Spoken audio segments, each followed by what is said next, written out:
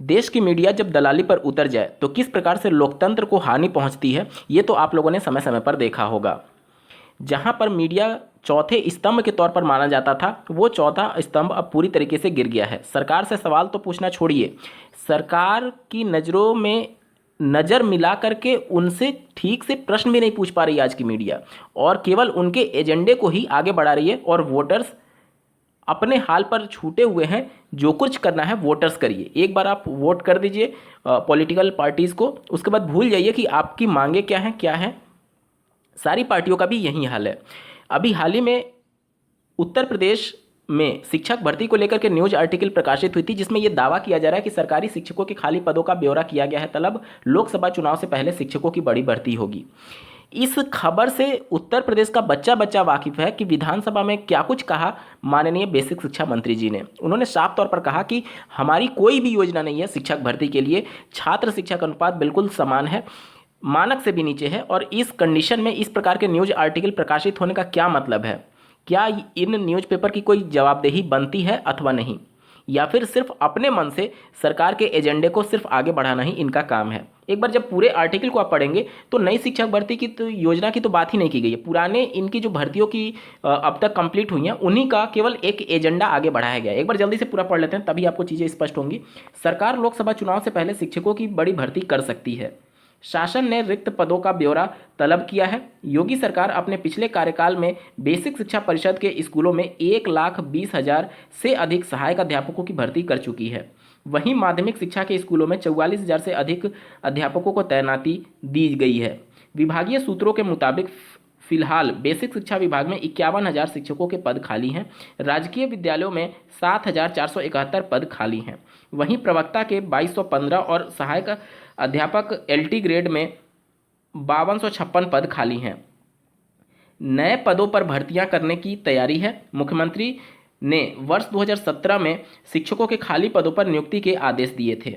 अब इस पूरे फैसले को किस प्रकार से आपके सामने रिप्रेजेंट किया है? देखिए, वर्ष 2017 में जो आदेश दिए थे वो माननीय मुख्यमंत्री जी ने अपनी स्वयं की इच्छा से नहीं दिए थे, बल्कि सुप्रीम कोर्ट ने 2017 में जब शिक्षा मित्रों का 1,37,000 पदों पर समायोजन रद्द किया था, तो वह राज्य सरकार को निर्देशित किया था कि आप इन 1,37,000 पदों को दो बड़ी भर्तियों में कंप्लीट करिए। उसमें पहला पार्ट 68,500 का और दूसरा 69,000 शिक्षक भर्ती का था। तो ये जो पूरा 1,37,000 शिक्षा मित्रों का पद भरा गया, वो तो सुप्रीम कोर्ट के आदेश के आधार पर भरा था, और राज्य सरकार तो बाध्य थी ना सुप्रीम कोर्ट के आदेश को पालन करने के लिए। तो यहाँ पर राज्य सरकार की इच्छा से थोड़ी ये पद भरे गए, ये तो सुप्रीम कोर्ट के आदेश के आधार पर भरे गए। और मीडिया आपको बता रही है कि उस समय मुख्यमंत्री जी ने प्राथमिकता के आधार पर ये पद भरने के लिए कहा था। उनकी मजबूरी थी ये पद भरना। क्यों मजबूरी थी? क्योंकि सुप्रीम कोर्ट ने कहा था।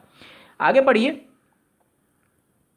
अब तक प्रदेश में 1,64,000 से अधिक शिक्षकों के पद अध्यापकों के को तैनाती दे दी गई है। पिछले 5 वर्षों में अकेले सिर्फ माध्यमिक विद्यालयों में 44,000 से अधिक शिक्षकों की भर्ती की गई है, जबकि वर्ष 2003 से लेकर के 2017 के बीच में पूर्ववर्ती सरकारों ने माध्यमिक विद्यालयों में 33,000 शिक्षकों की भर्ती की थी। सरकारी व एडेड स्कूलों में 33,000 से अधिक सहायक अध्यापक, 6,000 से अधिक प्रवक्ता और 800 से अधिक प्रधानाध्यापकों की नियुक्ति की गई है।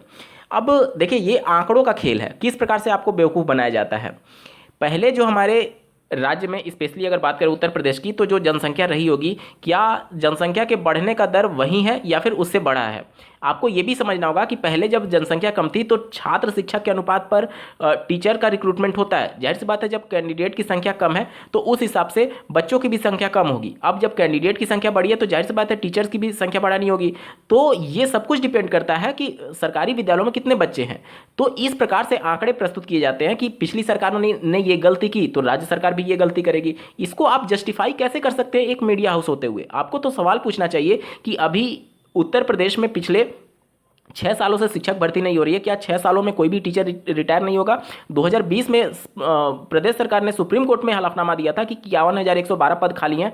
वो पद के बाद इतने हजारों की संख्या में टीचर रिटायर हुए होंगे, उन सभी पदों को क्यों नहीं भरा जा रहा है? जब आरटी एक्ट में ये मेंशन किया गया है कि धारा 26 में कि 10% से ज़्यादा सीटें खाली नहीं रह सकती पर्टिकुलर किसी एक विद्यालय या फिर पर्टिकुलर किसी एक जिले में, तो ऐसे तमाम जिले हैं जहां पर 10 तो छोड़िए 20-25% सीटें खाली हुई है, तो उन सीटों को भरने के लिए राज्य सरकार क्या कुछ कर रही है। जब आरटी एक्ट में ये मेंशन किया गया है कि शिक्षा मित्रों को और अनुदेशकों को छात्र शिक्षक अनुपात में काउंट नहीं किया जा सकता, तो फिर राज्य सरकार क्यों काउंट कर रही है। 2017, 18, 20 के बाद से जो 1,39,000 शिक्षकों के पद समाप्त हुए हैं वो किस आधार पर समाप्त किए गए हैं।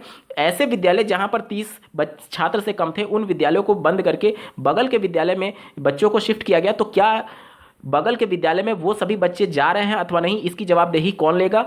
क्या ये सभी प्रश्न नहीं उठाने चाहिए। जिस प्रकार से केवल पिछले 5 सालों से 6 सालों से जो भर्तियां हो चुकी हैं उसी को राग अलाप करना, निश्चित तौर पर ये इस समय के युवा के साथ बहुत बड़ी गद्दारी कर रही है आज की मीडिया। क्योंकि इस प्रकार के खबरों को प्रकाशित करके सिर्फ और सिर्फ सरकार के एजेंडे को आगे बढ़ाया जा रहा है कि केवल ये दिखाया जा रहा है। क्योंकि देखिए, जब तक आप इस विभाग से जुड़े नहीं रहेंगे तब तक आपको नहीं पता चलेगा कि क्या चीज़ें हो रही हैं। अब दूर से कोई भी मीडिया में ये खबर पढ़ेगा तो उसे तो ये लगेगा कि अरे बाप रे बाप, इतनी ज़्यादा वैकेंसी आ गई है उत्तर प्रदेश में, लेकिन एक्चुअल में मानक जो है उससे भी नीचे है अभी चीज़ें। शिक्षा मित्रों को और अनुदेशकों तो को काउंट ही नहीं करना है, जबकि पिछली सरकारों में इनको काउंट नहीं किया जाता था। वर्तमान सरकार ने यह प्रथा शुरू की है कि शिक्षा मित्रों को और अनुदेशकों को काउंट किया जाएगा। तो ये सभी जवाबदेही तय होनी चाहिए। मीडिया का ये काम था सवाल पूछना, जबकि वह उनके गुणगान में लगी हुई है कि पिछले 5 साल 6 साल से इतने बड़े पदों पर शिक्षक भर्ती हो गई है। अरे राज्य सरकार थोड़ी कर रही थी, वो तो शिक्षा मित्रों का जो समायोजन रद्द हुआ था सुप्रीम कोर्ट का डंडा था, इस वजह से सुप्रीम कोर्ट के वजह से ये सभी चीज़ें हुई हैं। सुप्रीम कोर्ट अगर इनको आदेश नहीं दी रहती तो जाहिर सी बात है ये इतने बड़े पदों पर शायद ही भर्ती हुई होती। खैर, आगे पढ़ लेते हैं एक बार जल्दी से।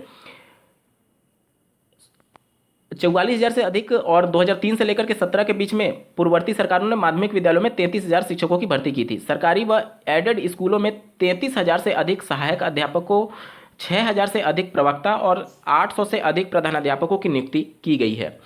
इसी में जब कॉलम में आगे बढ़ेंगे तो पारदर्शिता की भी बात की गई है कि कितने पारदर्शी तरीके से उत्तर प्रदेश में शिक्षक भर्ती या फिर अन्य विभागों में भर्तियां कंडक्ट कराई गई हैं। पारदर्शी की जहां तक बात आती है तो अभी हाल ही में इसी वर्ष जो 2024 जो लीक का सिलसिला शुरू हुआ, तो 2024 लीप ईयर है या फिर लीक ईयर है। सारे प्रश्न पत्र लीक हो रहे हैं। कार्रवाई तो आप भले दिखा दे रहे हैं कि हाँ हमने इतने लोगों को गिरफ्तार किया, लेकिन इससे जो बेरोजगार युवाओं का समय नष्ट हो रहा है, क्या वो समय वापस ला सकती है सरकार। क्या मीडिया इसके लिए कभी भी सरकार को कटघरे में खड़ा करेगी। पारदर्शिता की तो बात ही नहीं करनी चाहिए इस समय। आप देख पा रहे होंगे मुख्यमंत्री ने प्रदेश में शिक्षक भर्ती प्रक्रिया की पारदर्शिता को शिक्षक भर्ती में लिखित परीक्षा को अनिवार्य किया। छात्र शिक्षक संख्या के मानक के आधार पर अध्यापकों को विद्यालय में तैनाती की व्यवस्था लगातार की जा रही है। सरकार ने 5 वर्षों में 1270 डायट प्रवक्ता, 34 जिला बेसिक शिक्षा अधिकारी, 45 वरिष्ठ प्रवक्ता और 309 खंड शिक्षा अधिकारी तैनात किए हैं। तो ये सभी आंकड़ों के आधार पर सिर्फ और सिर्फ एक तरीके से बेवकूफ़ बनाया जा रहा है, इससे ज़्यादा और कुछ नहीं है। यहाँ पर लोकसभा चुनाव से पहले शिक्षकों की बड़ी भर्ती होगी, इतने बड़े और मोटे हेडिंग में लिख दिया जाता है कि आम पब्लिक देख करके ही खुश हो जाती है कि शिक्षक भर्ती आ रही है। जबकि हालत ये है कि पिछले 2 साल 3 साल से इसी प्रकार का शिक्षक भर्ती के संदर्भ में न्यूज़पेपर में आर्टिकल प्रकाशित हो जाता है। ना तो क्रेडिटेबिलिटी मीडिया की है और सरकार की तो बिल्कुल ही क्रेडिटेबिलिटी समाप्त हो चुकी है। उम्मीद करता हूं कि जो भी चीज़ें हो रही होंगी वो आप बेहतर ढंग से समझ पा रहे होंगे। इस वीडियो को देखने के लिए आपका बहुत बहुत धन्यवाद। भगवान करे आपका दिन शुभ हो।